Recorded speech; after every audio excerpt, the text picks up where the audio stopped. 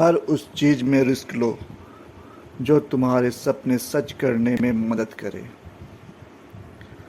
Welcome student, अभी तक हमने 12वीं के ज्योग्राफी विषय के अंतर्गत अध्याय 1 सेट 1 का पार्ट 1 देख चुके हैं। इस अध्याय से संबंधित अब हम लोग इस सेट का अगला पार्ट 2 एक बेहतर तरीके से देखते हैं, जो आपके एग्ज़ाम एवं प्रतियोगिता परीक्षा के लिए काफ़ी महत्वपूर्ण रहेगी। मन प्रसन्नता के साथ चलिए यह वीडियो शुरू करते हैं। Class 12th geography set 1 part 1 geography मानव भूगोल के मूल सिद्धांत।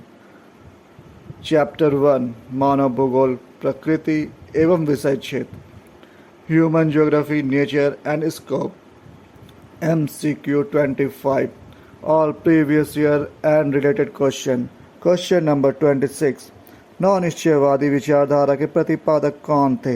ए ब्लास, बी अरस्तु, C Griffith, Taylor, D Ritter. नौ निश्चयवादी विचारधारा के प्रतिपादक कौन थे? Answer C Griffith Taylor. Question number 27। किस विचारधारा को वैज्ञानिक निश्चयवाद या रुको और जाओ निश्चयवाद के नाम से भी जाना जाता है? ए निश्चयवाद, बी संभववाद, सी नौ निश्चयवाद, डी इनमें से कोई नहीं। किस विचारधारा को वैज्ञानिक निश्चयवाद या रुको और जाओ निश्चयवाद के नाम से भी जाना जाता है? आंसर सी नौ निश्चयवाद। Question number 28। निम्न में से कौन सी विचारधारा का कथन रुको और जाओ? ए संभववाद, बी नियतिवाद, सी नौ निश्चयवाद, डी इनमें से कोई नहीं। निम्न में से कौन सी विचारधारा का कथन है रुको और जाओ? आंसर सी नौ निश्चयवाद। Question number 29।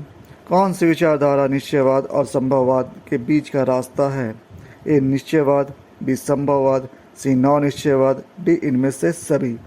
कौन सी विचारधारा निश्चयवाद और संभववाद के बीच का रास्ता है? आंसर सी नौ निश्चयवाद। Question number 30। Geography in 20th century पुस्तक के लेखक कौन हैं? ए अरस्तु, B Griffith Taylor, C Ritter, D Febvre. Geography in 20th century पुस्तक के लेखक कौन है? Answer B Griffith Taylor. Question number 31। किसने कहा कि मानव एक महानगर के चौराहे पर खड़ा ट्रैफिक का एक सिपाही है, जो ट्रैफिक की प्रक्रिया की गति को मंद या तीव्र कर सकता है किंतु उसकी दिशा में परिवर्तन नहीं कर सकता है? ए ग्रिफिथ टेलर, बी ब्लास, सी रिटर, डी इनमें से कोई नहीं। किसने कहा कि मानव एक महानगर के चौराहे पर खड़ा ट्रैफिक का एक सिपाही है, जो ट्रैफिक की प्रक्रिया की गति को मंद या तीव्र कर सकता है किंतु उसकी दिशा में परिवर्तन नहीं कर सकता है?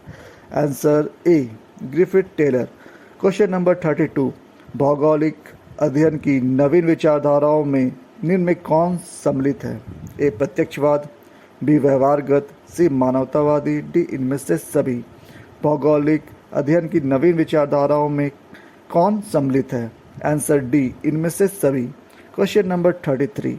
किस विचारधारा के अंतर्गत मानवीय समाज में मिलने वाली असमताओं तथा मानवीय कल्याण के विभिन्न पक्षों के अध्ययन के बारे में बताया गया है? ए मानवतावादी विचारधारा, बी कल्याणपरक विचारधारा, सी आमूलवादी विचारधारा, डी व्यवहारवादी विचारधारा। किस विचारधारा के अंतर्गत मानवीय समाज में मिलने वाली असमताओं तथा मानवीय कल्याण के विभिन्न पक्षों के अध्ययन के बारे में बताया गया है? आंसर बी कल्याणपरक विचारधारा। Question number 34।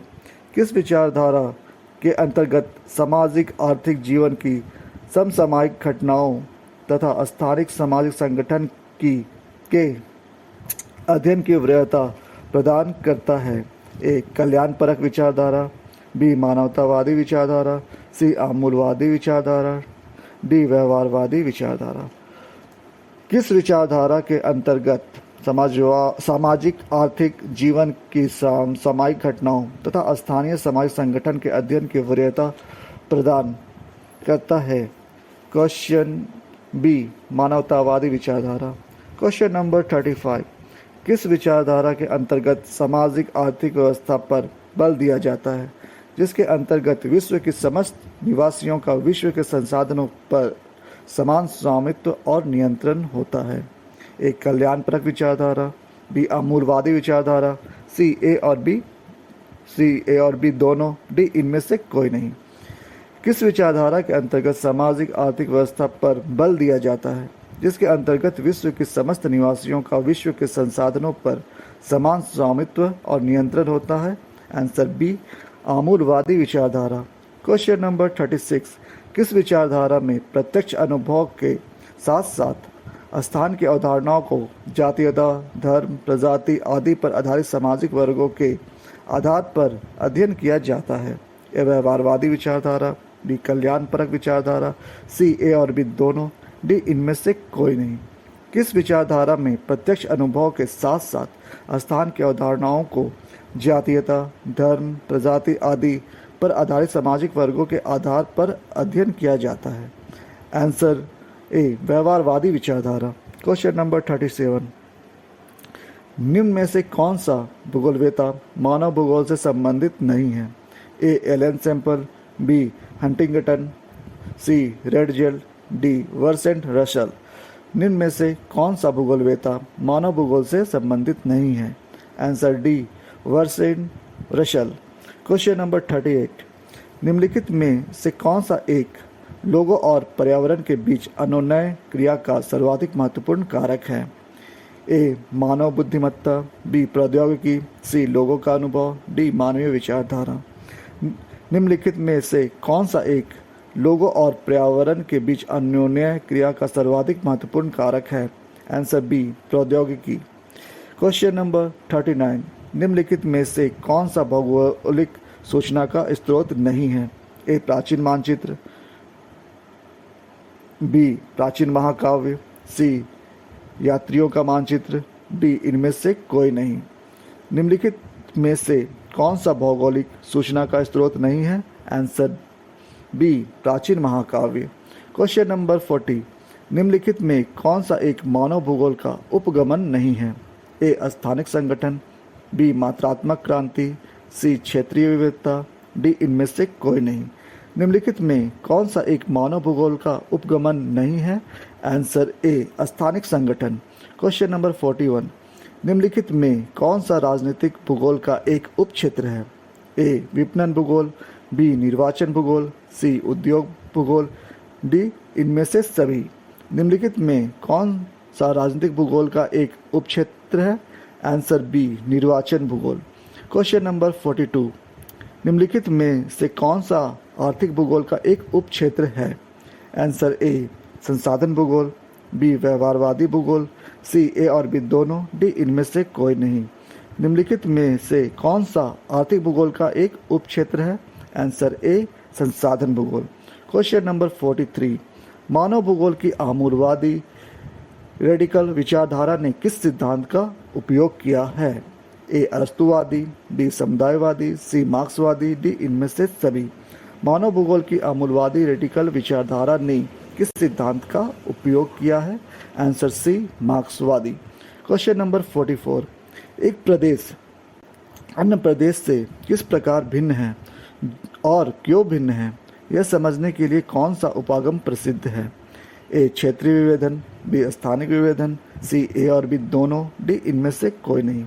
एक प्रदेश अन्य प्रदेशों से किस प्रकार भिन्न है और क्यों भिन्न है, यह समझने के लिए कौन सा उपागम प्रसिद्ध है?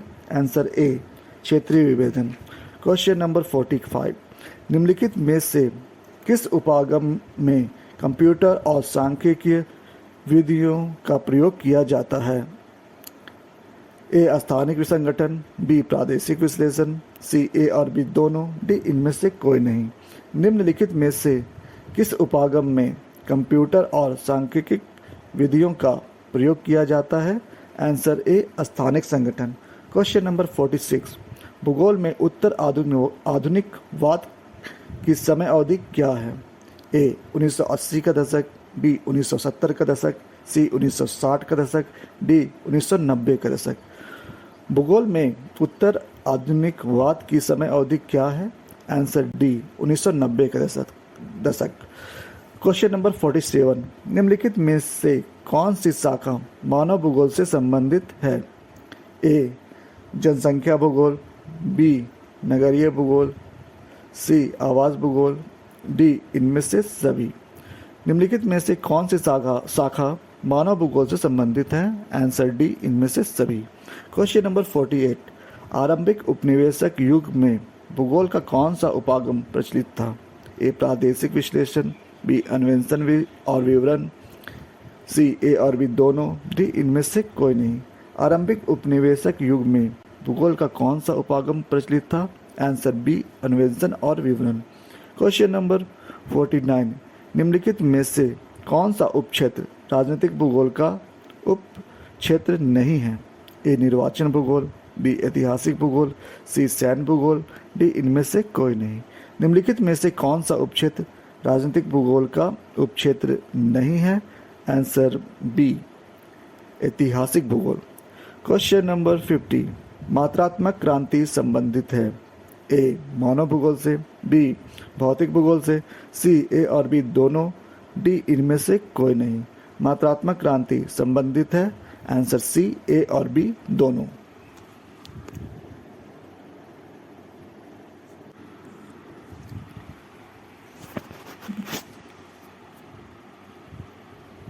इसी के साथ इस अध्याय का यह पाठ यहाँ समाप्त होता है।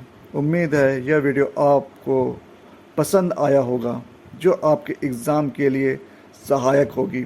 अगला वीडियो के लिए इस चैनल को लाइक करें, सब्सक्राइब करें, शेयर करें और कमेंट करें। धन्यवाद।